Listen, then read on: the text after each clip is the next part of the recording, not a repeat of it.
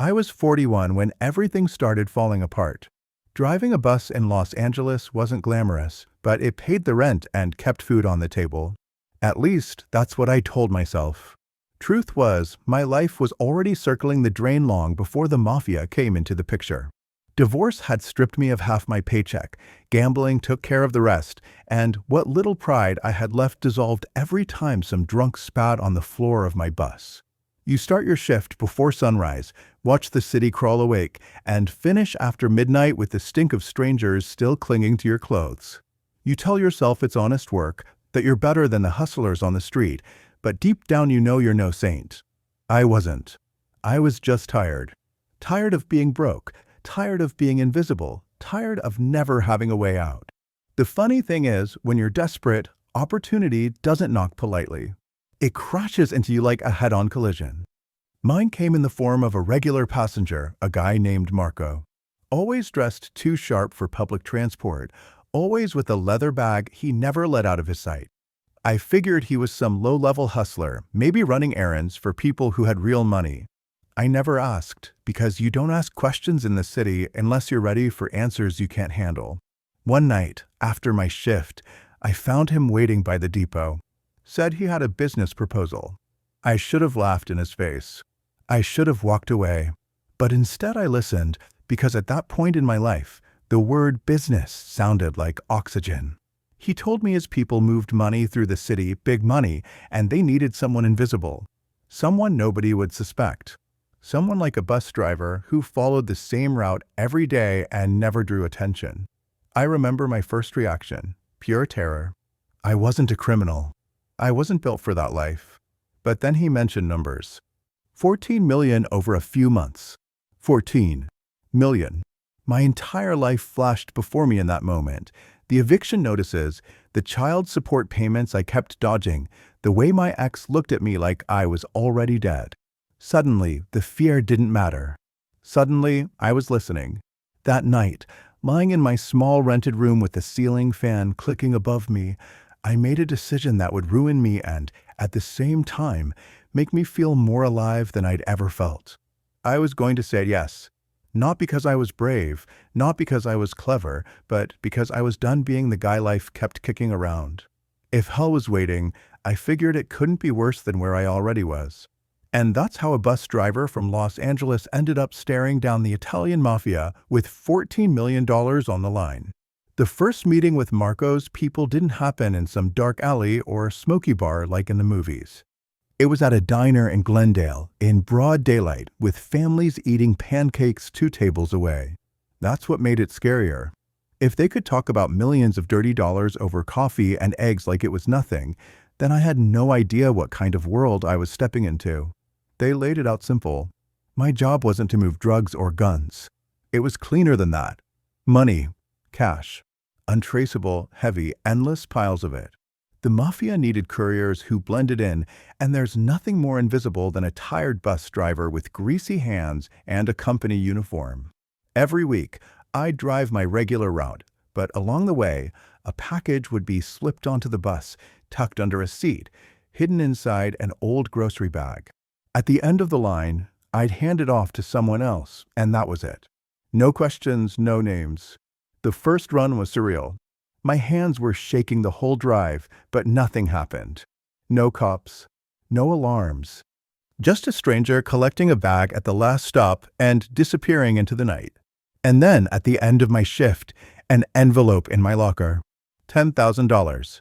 More than I made in 3 months of honest work. I didn't even count it. Just held it, smelled the paper, and felt my lungs fill with something that almost resembled hope. But hope never comes without a price. By the third run, I started noticing things. A car following my bus too many times. A guy at the depot watching me a little too closely. And then, one night, I got a call from a number I didn't recognize. The voice on the other end wasn't Marco's. It was cold, flat, businesslike. He told me he knew what I was doing. He told me if I didn't want the cops, or worse, the wrong kind of cops showing up, I'd have to cut him in. That was the first betrayal. Not from the Mafia, not yet. From the city itself, from the rats who lived off secrets. Someone had sniffed me out, and now I wasn't just a driver. I was a pawn. I didn't sleep that night. I sat in my kitchen with a bottle of whiskey, staring at the cash stacked on the table, wondering if this was all just a slow-motion suicide. But then the other voice crept in, the one that had been with me since the beginning. The one that said, "You've been invisible your whole life, and now, for the first time, someone notices. You matter. You're worth something." So I made another choice. I didn't go to Marco. I didn't tell anyone. I paid off the guy who called me. Half of my cut, gone in an instant, but it bought me silence. At least for now. The funny thing is that silence didn't feel like safety. It felt like a ticking clock. Like the city itself had started counting down, waiting for me to screw up. And deep down, I knew it wasn't a question of if. It was a question of when. By the time I had been running for them 3 months, I was no longer the same man who started this. The first weeks were pure terror. Every police siren on the street felt like it was meant for me. Every glance from a passenger like they could see the cash under the seat. But money does something to your brain. It quiets the panic. It changes the weight of your choices. With each envelope I found in my locker, I started thinking less about the risk and more about what I could finally do with it. It wasn't just about survival anymore. It was about revenge. On my ex who laughed in my face when I begged for more time with the kids. On my landlord who treated me like a roach. On the city itself that chewed me up and spat me out. Every bill I stacked on my kitchen table felt like payback. And when Marco finally dropped the number, when he said 14 million over the course of the year, my hands went numb. I thought he was exaggerating, some psychological trick to keep me loyal. But then I saw the way his men carried themselves, the way they handled money like it was just paper, nothing sacred. 14 million wasn't an exaggeration. It was real. The system worked like this. Small drops became larger ones. My bus became a moving vault. People boarded like any normal passengers, but a duffel bag here, a box of supplies there, underneath it all was cash. Always cash. I drove like I always did, dead eyes forward, brakes squealing at every red light. No one looked twice. That was the genius of it. The Mafia understood that the best hiding spot in the city is right in front of everyone. But with bigger money came bigger paranoia. I started noticing Marco's guys shadowing me, not to protect me, but to make sure I didn't get ideas. Their eyes were dead, hollow, and every time I met their stare, I felt a silent warning. Don't forget who this belongs to. And yet, the more I touched it, the more I thought, what if it could belong to me? That thought ate at me. I'd lie awake at night, staring at the ceiling, imagining what $14 million meant. A new life, a new country, a chance to finally breathe. And then the other thought came, darker, hungrier. They don't need it. They already have more than they can spend. You're the one who needs saving. You're the one who deserves it. It was around this time that the betrayals multiplied. The man who had blackmailed me early on came back, asking for more. He wasn't stupid, he knew the stakes had risen. But this time I didn't pay him. I waited outside his building, watched him leave, and I followed. Not as a bus driver. Not as some broken loser. But as someone who finally understood the rules of survival in the city. The next morning, he stopped calling. I'd crossed a line. I could feel it in my chest, like a pulse that wasn't mine anymore. Once you silence one problem, it becomes easier to silence the next. And in this business, there were always more problems. By the end of that year, the number wasn't just a dream. 14 million had moved through my hands. Not all mine, of course. Most of it kept flowing through the system like intended. But the temptation, the weight of it, made me reckless. I started skimming. Small at first. A few bundles tucked into my jacket, 1,000 here, 2,000 there. Just enough to tell myself it wasn't theft, it was insurance. But deep down, I knew what I was really doing. I wasn't moving their money anymore. I was stealing it. The first time I stole, it felt like crossing a river at night. The current was strong, the water freezing, but once I was on the other side, I realized I couldn't go back. That's the truth about taking what doesn't belong to you. It rewires your brain. The fear doesn't go away, it just morphs into something else. A hunger. At first, it was a couple of thousand here and there, enough to stash away without anyone noticing. I hid it in places no one would think to look, taped under drawers, inside the lining of old jackets, even inside a hollowed-out Bible I hadn't opened in years. Every time I touched that money, it felt like electricity in my veins. I wasn't a bus driver anymore. I was someone who could outsmart the Mafia. But paranoia is a disease, and it spreads fast. The more I skimmed, the more I imagined Marco watching me, the more I felt eyes on the back of my neck. I couldn't tell if it was real surveillance or just my guilty conscience. Passengers started to look suspicious. Every cop car on the street felt like it slowed just a little too much when I passed. I was drowning in adrenaline. Then came the night when Marco invited me to a warehouse. Not the diner, not a casual meetup. This was different. Inside, stacks of cash were piled in crates, higher than I could see. The smell of it was overwhelming. Marco smiled, said I'd been doing good work, that I was part of the family now. He clapped me on the back, and in that moment, I couldn't tell if it was affection or a death sentence. Because standing in a room with that much money, knowing how much of it I had already siphoned, made me feel naked. After that night, things spiraled faster. The Mafia wasn't stupid. They kept records. They weighed every shipment. If money was missing, they'd notice eventually. I knew I had to move quick before the walls closed in. I started planning my exit. Not just running with a few bundles, running with everything. The full 14 million. It sounded insane even to me, but once the thought was in my head, it grew roots. Every night after my shift, I'd map out routes on a piece of paper. Bus lines, side streets, highways out of the city. I studied bank accounts, offshore rumors, fake IDs. I even scoped out airports, imagining myself boarding a plane under a new name, vanishing into some quiet corner of the world where no one knew me. But there was a problem. Trust. Or rather, the lack of it. You can't steal that kind of money alone. You need someone to move it, someone to cover you, someone to play distraction. I thought about Marco, about the men with hollow eyes, and I knew none of them could ever be trusted. Then I thought about Lisa, another driver at the depot. She was sharp, bitter at the job, angry at the world in the same way I was. We shared cigarettes behind the buses, traded stories about how life screwed us. One night, I told her just enough to test the waters. She didn't run. She didn't laugh. She just stared at me and said, "If you're serious, you'll need help." That was the moment I realized betrayal wasn't just something to fear. It was something I could use. The spiral wasn't just about paranoia anymore. It was about momentum. I had already crossed the river, and the only way forward was to keep moving deeper into the current. 14 million wasn't just a number anymore. It was the only way out. The plan didn't happen overnight. It took weeks of pretending everything was normal, weeks of swallowing my fear and acting like the same tired bus driver I had always been.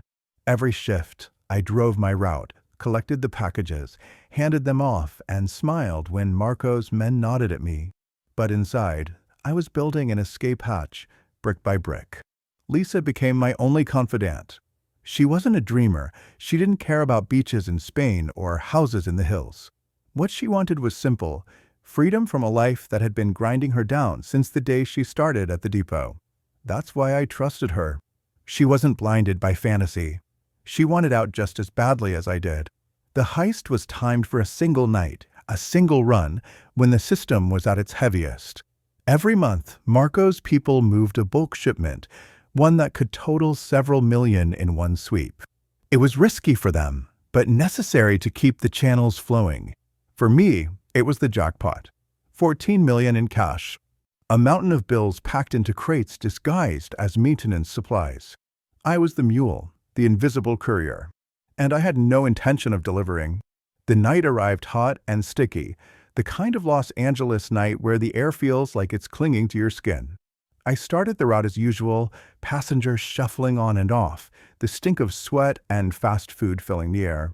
At the third stop, the crates came aboard, slid into place under the floor panels Marco's men had rigged months before. They didn't even look at me. Why would they? I was the safest part of the chain. But this time, I didn't drive to the end point.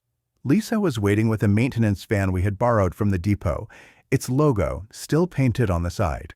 At a prearranged stop where no one was watching, we moved fast. My hands shook as we pulled the crates out, loading them into the van one by one. The weight was unreal. Money is heavier than you think. Each box felt like it was filled with bricks. By the time we finished, sweat was pouring down my back, and the bus felt hollow, stripped of its soul. For a moment, there was silence. Just me, Lisa, and the hum of the van's engine. And then it hit me. We'd actually done it. $14 million. Not a dream, not a promise, but real, tangible ours. My chest burned with adrenaline. My hands wouldn't stop trembling. Lisa lit a cigarette and just said, "Drive." The escape wasn't clean. Halfway down the freeway, I saw headlights in the mirror that didn't feel right. Too close. Too steady.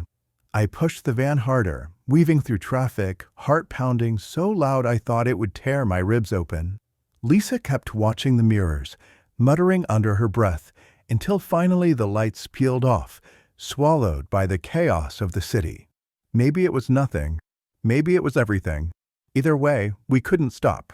We ditched the van in a warehouse we had rented under fake names. Inside, we tore open the crates, stacks of cash spilling out like a flood. The sight was overwhelming. Piles of green, endless, suffocating. Lisa laughed, but it wasn't joy, it was hysteria. For me, it was silence. My brain shut down. I just stared at the money and thought, this is it. This is the point of no return. Because you don't steal from the Italian Mafia and live a normal life afterward. There's no version of the story where you just disappear quietly. But standing there, surrounded by millions, I didn't care. For the first time in my miserable existence, I was holding power. Real power. And deep down, I already knew what it meant. We weren't escaping. We were declaring war. Freedom doesn't come wrapped in sunshine. It comes in shadows, in paranoia, in the kind of silence that feels louder than a gunshot. For the first week after the heist, Lisa and I barely slept. We stayed holed up in the warehouse, surrounded by stacks of money, as if the paper itself could protect us. But every creak of the floorboards, every engine outside, felt like the Mafia had finally caught our scent. We argued constantly. She wanted to move fast, to get on planes with fake passports and scatter across continents. I wanted to be careful, to wait, to launder the money slowly. My caution wasn't strategy, it was fear. Fear that the second we stepped into the light, Marco's men would be there, waiting. 14 million didn't feel like salvation anymore. It felt like a beacon, drawing predators from every direction. The first real sign came on the fifth night. A black car parked across from the warehouse, lights off, engine humming. It sat there for hours. Lisa wanted to run, but I convinced her to wait. When dawn broke, the car was gone. But something had shifted. We weren't hiding anymore, we were hunted. Then came the betrayal I should have expected. Lisa vanished one morning. No note, no word, just gone. At first, I thought maybe the Mafia had grabbed her. Then I checked the money. A third of it was missing. That cut deeper than any knife. She had been my only ally, the one person I thought wanted the same thing I did. Turns out, she wanted her own escape. And maybe she was smarter than me, because she didn't wait around to see how the story ended. After that, everything blurred. Days and nights collapsed into each other. I kept moving, sleeping in motels under fake names, carrying duffel bags of cash I couldn't even use without drawing suspicion. The irony of it all was unbearable, drowning in millions and still eating cold takeout in a dirty room. Freedom had turned into a cage of my own making. It didn't take long for Marco's people to find me. Not all of them, just one. I woke up one night to the barrel of a gun pressed against my forehead. The man didn't speak much. He didn't need to. His eyes told me everything. I was already dead in their world, just a matter of how painful they wanted to make it. But for some reason, maybe luck, maybe pity, he didn't pull the trigger. He leaned in, whispered, "You're finished," and walked out. That was worse than dying. It meant they were letting me live, but only as a ghost. No safety, no peace, just waiting for the day they'd decide to collect. So here I am, a bus driver who thought he could outsmart the Mafia. A man who touched $14 million and ended up with nothing but scars. Sometimes I dream about Lisa, wonder if she made it, if she's living somewhere warm with a new name and a smile. Other times, I imagine Marco counting his money, not even thinking about me anymore, because maybe I was never as important as I thought. People say money buys freedom. They're wrong. Money buys chains you don't see until it's too late. If you've listened this far, don't forget to like the video and subscribe to the channel. Because stories like mine don't end, they just keep circling back, waiting for someone else to make the same mistake.